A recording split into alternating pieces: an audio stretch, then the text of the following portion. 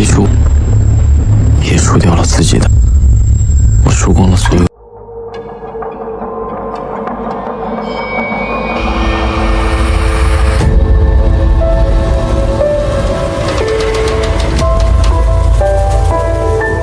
Cerita akan berfokus pada seorang penjudi muda bernama Lu Fei, di mana ia saat ini sedang berada dalam kondisi cukup mengerikan setelah kalah dalam taruhan besar. Selain kehilangan uang, Lu Fei juga kehilangan kehidupannya sendiri akibat melakukan hal-hal semacam itu. 而我接下来要讲的，安静地看过这座城市。 Beberapa minggu sebelum Lu Fei mengalami kondisi yang mengerikan, ia sering berkunjung ke sebuah tempat judi bukan untuk bermain secara legal, melainkan mencari mangsa yang akan bermain dengan memperhatikan berbagai aspek, seperti seorang pemula yang kondisi mentalnya belum sempurna untuk bermain. 我的游戏即将开始最凶狠，其实已经输光了的人生，怕死，任何心狠。 Setelah berhasil menemukan mangsa, Lu Fei akan mengajaknya bermain tanpa sadar jika hal itu merupakan sebuah trik agar si pemula bisa diperdaya dan berakhir dengan mempertaruhkan semua kekayaannya. 每一局摸3张币大小，胖子最大，其次是老虎。注意力，让他认为自己可以。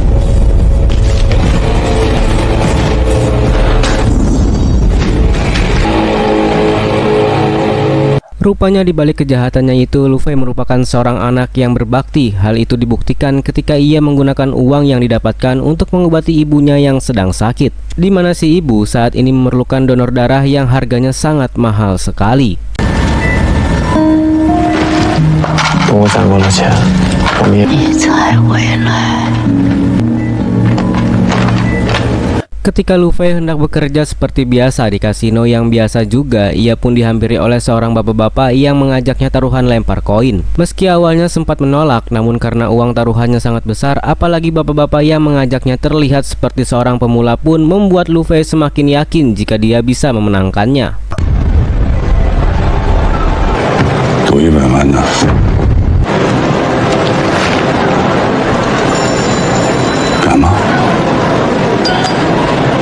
Dan ya, si bapak tua itu rupanya adalah pemilik dari kasino tempat Lu Fei bekerja bernama Tuan Qin. Yang sebelum pergi meninggalkannya, si bapak itu memberikan Lu Fei 7 hari untuk melunasi semua hutangnya dan meminta semua pihak keamanan untuk melarang Lu Fei kembali ke tempat ini. 你是被那100万迷惑了。别动！以后再让我发现赌场里有这样的寄生虫。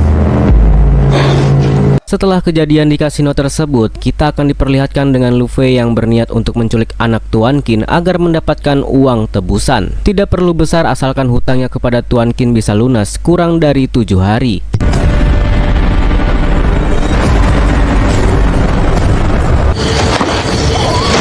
Terlihat dari kejauhan, Lu Fei nampak memperhatikan anak Tuan Qin yang bernama Xiao, yang baru saja keluar rumah dengan cara yang tidak biasa, sehingga Lu Fei hanya bisa membututinya dari belakang sebelum melakukan tindakan yang sesuai dengan rencananya.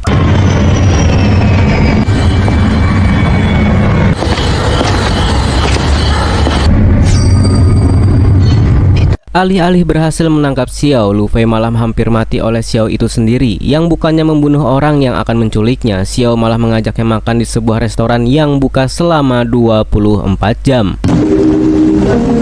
我叫路飞。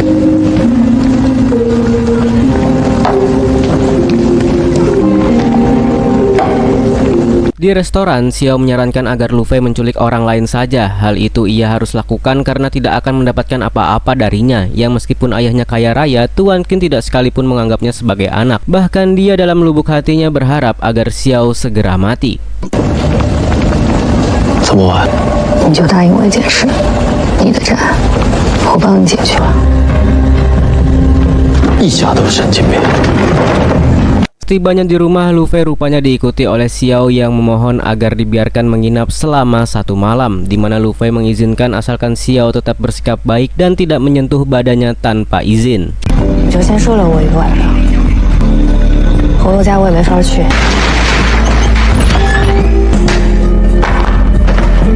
Setelah Setelah merasa jika Xiao sudah tidur, Lu Fei pun buru-buru masuk ke dalam ruangan perawatan ibunya untuk mengganti darah agar proses transfusi tetap berlanjut. Namun setelah melihat persediaan kantong darahnya yang tinggal 2, Lu Fei langsung pergi ke apotek gelap tempatnya membeli darah itu. Yang baru saja ia sampai ke sana, tiba-tiba inilah yang terjadi. Iya, Lu Fei ternyata diculik oleh Tuan Qin dan diancam agar segera melunasi hutangnya sebelum tanggal jatuh tempo. Dan jika sampai akhir tidak bisa mengembalikan, maka Tuan Qin akan menjual semua organ dalamnya ke pasar gelap yang jelas tidak terang sama sekali.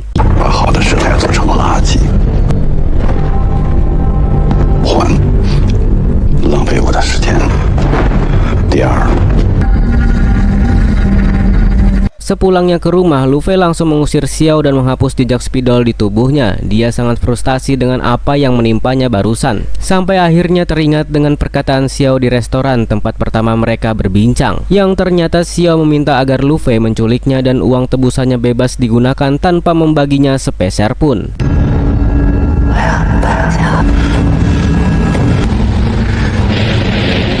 Lu Fei yang tidak punya pilihan lain akhirnya menyuruh Xiao untuk kembali masuk. Ia menyetujui tentang penculikan yang Xiao sarankan, di mana mereka langsung membuat skema agar seolah-olah penculikan itu benar-benar terjadi. 少有2个人，一个负责绑票。那我们现在看，只有最傻的绑匪才会那么干。 Setelah dirasa cocok dengan salah satu dari sekian skema yang mereka buat, Lu Fei akhirnya mulai menjalankan aksi dengan mengirimkan jaket Xiao ke rumah Tuan Qin. Kemudian ia mengirimkan live chat kepada Tuan Qin lewat situs luar negeri agar terhindar dari pelacakan polisi. Di mana Xiao meminta uang tebusan kepada ayahnya sebanyak 10 juta yen, meski Lu Fei sendiri sebenarnya tidak terlalu menyetujui hal itu.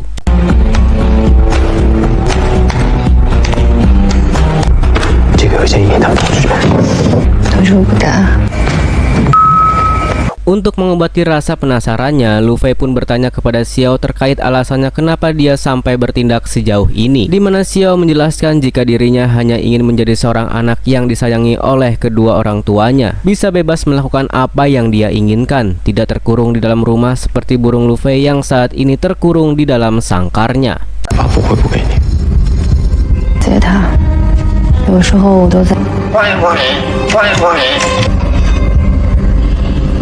Beberapa waktu berlalu, akhirnya Lu Fei mendapat pesan yang membuatnya cukup deg-degan. Namun sialnya pesan itu hanyalah spam berupa promosi agar ia bisa bermain di situs milik Tuan Qin. Yang karena waktu terus berlanjut tanpa adanya balasan dari Tuan Qin, Lu Fei memutuskan untuk mendatangi rumah orang tua itu. Yang baru saja ia sampai di sana, Lu Fei terpaksa harus kembali setelah mendapatkan notifikasi dari ponselnya.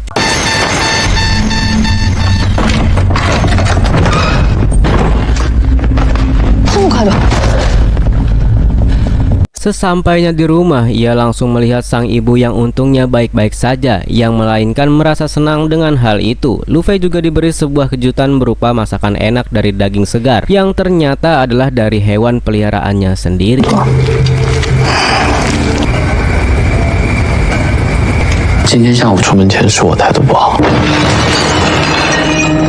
Meskipun masih marah dengan apa yang Xiao lakukan, Lu Fei langsung menyembunyikannya di ruangan si ibu sebelum Tuan Qin menyadari jika anaknya saat ini berada di dalam rumahnya.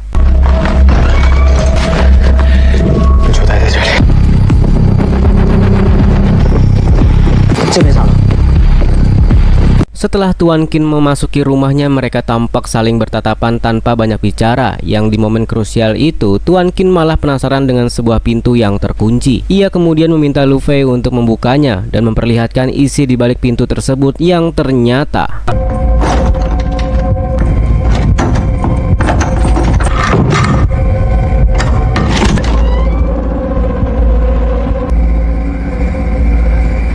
setelah orang yang paling dibencinya pergi, Lu Fei langsung mendatangi Xiao untuk mengajaknya keluar. Yang alangkah terkejutnya Lu Fei saat melihat si ibu sudah tergeletak di lantai dengan kakinya yang berdarah-darah.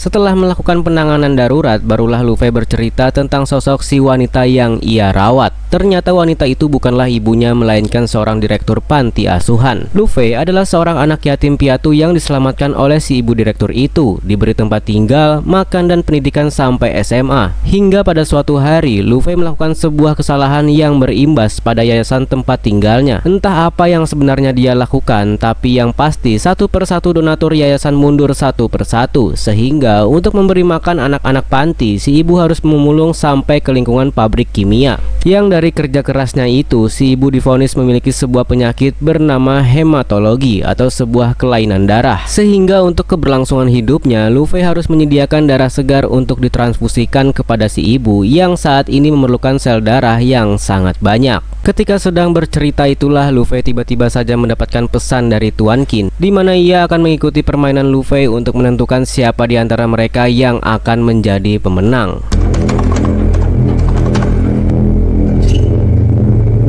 你怎么了？ 没什么。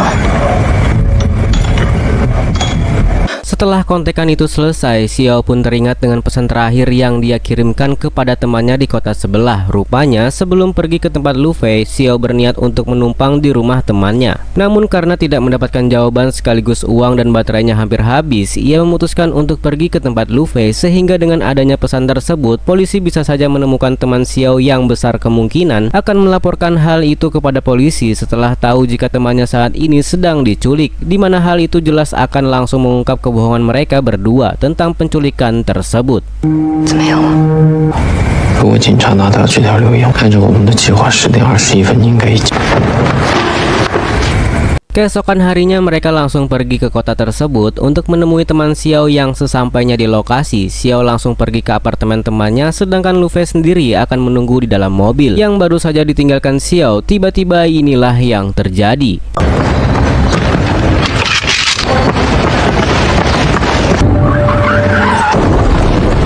Tepat setelah si pemilik mobil yang menabraknya menggedor Luffy untuk meminta maaf, seorang polisi juga datang untuk membantu si ibu meminta maaf, di mana Luffy langsung berpura-pura berteleponan dengan seseorang dan menghiraukan mereka berdua demi menyusul Xiao yang juga sudah selesai dengan urusannya.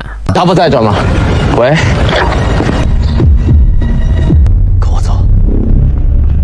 Luffy segera membawa Xiao ke sebuah hotel yang tidak jauh dari tempat itu. Ia langsung menyuruh Xiao untuk mengirimkan sebuah pesan yang dibumbui sedikit drama agar seolah-olah benar-benar diculik. Hal itu dilakukan karena mendapatkan pesan dari Tuan Qin yang ingin mengetahui jika anaknya sedang baik-baik saja. 他们说只要拿到钱就他们也没有伤害你。他们一直绑着我，是我。 Setelah mendapatkan pesan itulah, Tuan Qin akhirnya mulai luluh dan memintanya menjaga Xiao agar tetap baik-baik saja, di mana Tuan Qin akan menuruti apa yang dia inginkan asalkan anaknya tidak kenapa-napa.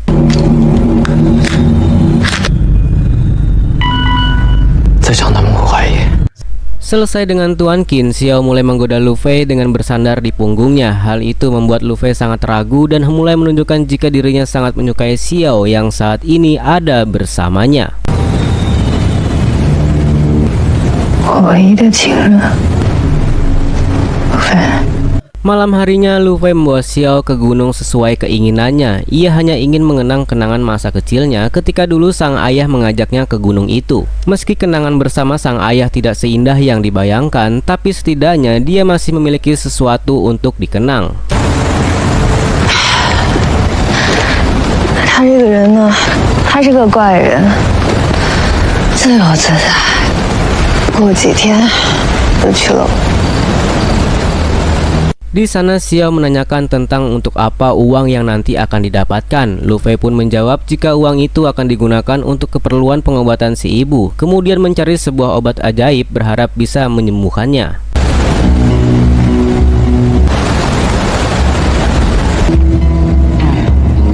Di hari permainan, Luffy pun memberikan sebuah gelang pada Xiao untuk digunakan sebagai alat pelacak, di mana Xiao yang merasa khawatir pun menanyakan terkait apakah Luffy akan ikut ke Brazil setelah semua ini selesai, di mana Luffy tidak menolak dan menerima tawaran itu karena sejatinya dia tidak bisa pergi kemanapun mengingat si ibu yang terus membutuhkan perawatannya. Waktu permainan pun dimulai, Tuan Qin tampak sedang menyiapkan uang tebusan anaknya, di mana Lu Fei memberikan instruksi kepada Tuan Qin agar mengantarkan uangnya ke sebuah tempat bernama Haicheng.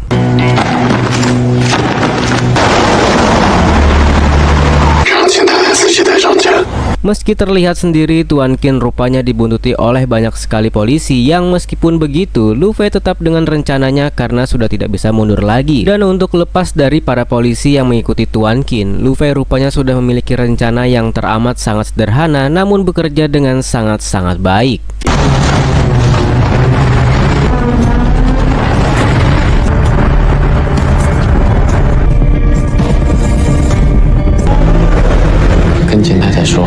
Lolos dari para polisi, Lu Fei meminta Tuan Qin untuk pergi ke sebuah atap hotel dan melemparkan uangnya yang kemudian akan langsung diambil oleh seseorang.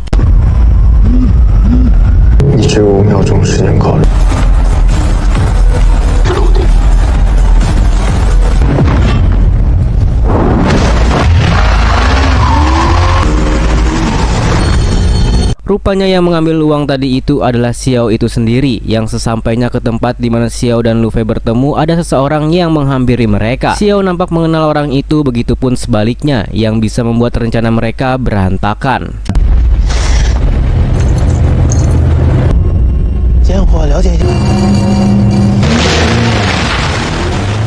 Setelah sampai ke tempat aman, Lu Fei langsung mengikat kembali tangan Xiao dan menyuruhnya pergi ke supermarket untuk meminta tolong. Gelang yang kemarin dia pasangkan awalnya akan diambil kembali, tapi Xiao memilih untuk menyimpan gelang itu sebagai kenang-kenangan terakhir sebelum mereka benar-benar berpisah.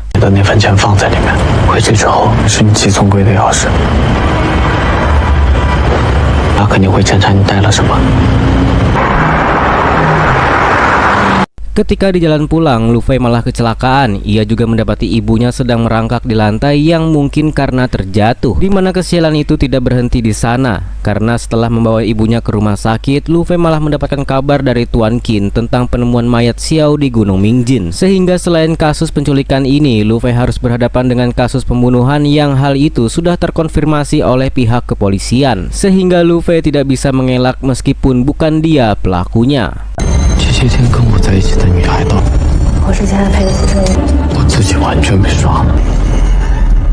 Ketika gambar Xiao di berita sudah dimunculkan, barulah dia sadar jika dirinya sudah ditipu. Entah apa motif si penipu yang sebenarnya dan siapa orang yang selama ini selalu bersamanya. Si ibu dinyatakan meninggal dunia ketika Lu Fei masih bingung dengan serangkaian kejadian yang menimpanya.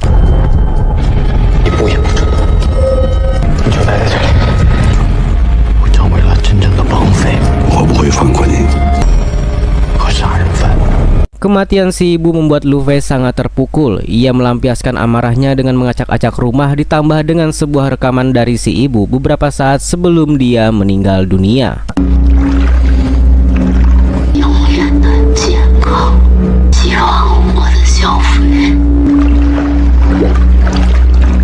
3 hari kemudian, Xiao datang ke tempat Lu Fei untuk meminta maaf atas apa yang telah terjadi. Lu Fei menanyakan siapa nama aslinya yang sebenarnya, di mana Xiao menjelaskan jika namanya adalah Xiao Wu yang merupakan kakak dari adiknya yang terbunuh.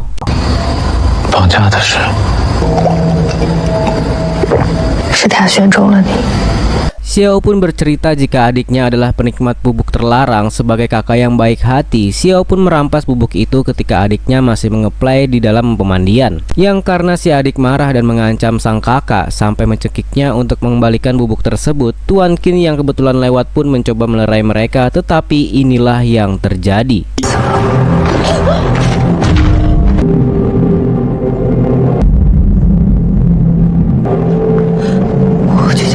Ketika Xiao akan memanggilkan ambulan, Tuan Qin memarahinya dan membiarkan si adik tetap mati. Bukan tanpa alasan, sebenarnya nama baik Tuan Qin sudah sangat tercemar akibat si adik yang salah pergaulan. Ditambah lagi dengan Tuan Qin yang akan mencalonkan diri sebagai wali kota, sehingga terjawab sudah jika kematian tersebut tidak apa-apa baginya, bahkan merupakan sebuah keuntungan demi kelancaran kampanyenya.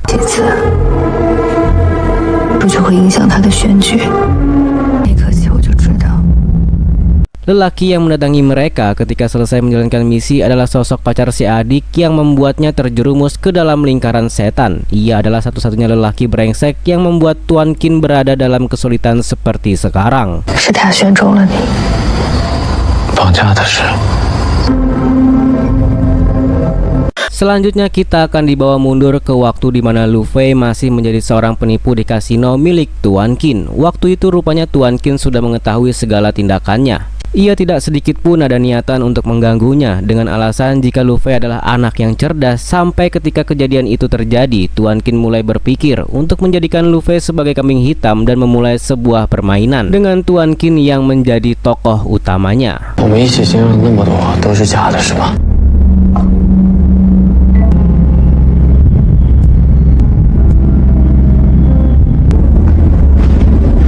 Mengetahui kejadian itu serta apa yang dilalui olehnya dengan Xiao adalah permainan belaka, Lu Fei hanya bisa meratapi nasibnya saat ini bersama si burung yang rupanya masih hidup. 不，也输掉了自己。黑色的，就像这只鸟。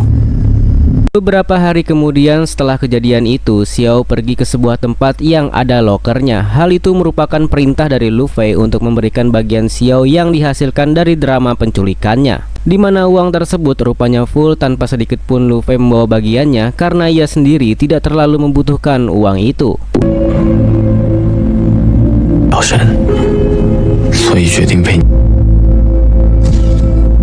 Lu Fei sendiri diculik oleh Tuan Qin dan berniat membiarkannya pergi, di mana Lu Fei yang masih bingung dengan apa yang sebenarnya terjadi pun bertanya tentang bagaimana cara Tuan Qin bisa menang. Tuan Qin pun menjawab jika sejak pertama kali bertemu ia sudah menunjukkan sifat kejahatannya. Dan setelah Lu Fei mempercayainya secara penuh, Tuan Qin mulai memainkan peran sebagai penjahat sesungguhnya, sehingga Lu Fei yang terdesak pun malah menggali lubangnya sendiri dengan mengumpulkan setiap keahliannya dan semakin hanyut terlarut dalam drama tersebut. 带着这些杂念，你知道我是赌场老板。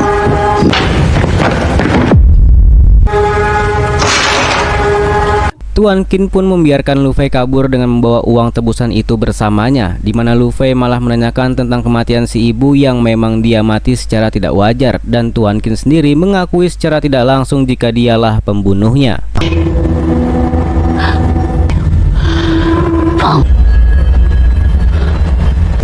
所以， Keesokan harinya Lu Fei pergi melihat aktivitas Xiao di seberang gedung tempatnya bekerja. Ia langsung menghubungi wanita pujaannya dan menawarkan apakah akan ikut dengannya ke Brazil, karena rupanya Lu Fei sudah membelikannya 2 tiket untuk mereka berdua. 我买了2张票，我准备逃走了。 你说个方法。 Sejak kejadian itu, Xiao mulai merenungi tentang apa yang ia harus lakukan, di mana Xiao yang meyakinkan dirinya untuk tetap berangkat meninggalkan sang ayah dan kemewahannya hanya demi bersama Lu Fei, orang yang sangat ia sukai sejak pandangan pertama.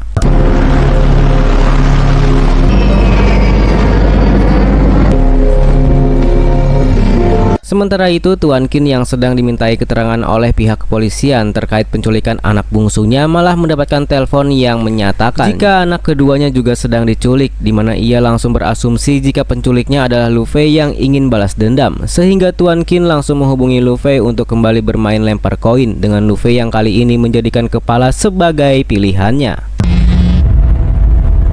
我想重出的1918方阵，我在画。 Xiao sendiri tidak menemukan keberadaan Lu Fei di bandara, yang setelah mengingat gelang pelacaknya, ia mendapati Lu Fei sedang berada di sebuah hotel dan langsung menyusulnya saat itu juga. Xiao mendapati Lu Fei dan ayahnya berada di tempat yang sama, di mana ia memilih untuk menyusul lelaki pujaan hatinya dan langsung ambek-ambekan setelah merasa jika dirinya dibohongi. 你就是想把我骗上飞机，然后让我爸误以为强迫跟我一起去巴西。现在是在报复我吗？ 就在不久前，我刚喝下你为我准备的。 Mengetahui jika Lu Fei masih menjalankan permainan dengan ayahnya, Xiao memberitahu jika saat ini sang ayah sedang bersama polisi untuk datang ke tempat ini, di mana Xiao tak menyadari jika memang kejadian ini sudah Lu Fei perhitungkan sejak awal dan ini yang akan terjadi.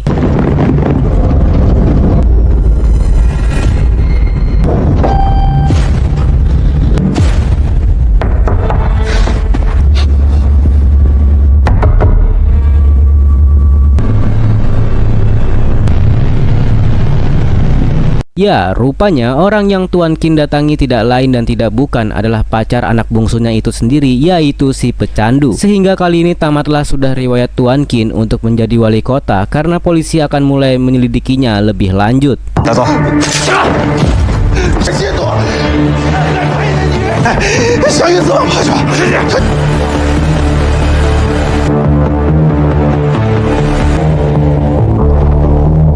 Dengan kesuksesannya itulah akhirnya Lu Fei berhasil bernapas lega karena telah berhasil membalas kematian si ibu. Namun Xiao nampaknya tidak menyukai apa yang Lu Fei lakukan, yang meskipun begitu rasa cinta mereka berdua membuat Xiao kembali luluh dan memutuskan untuk tetap pergi bersama Lu Fei ke negara Brazil dan film pun selesai.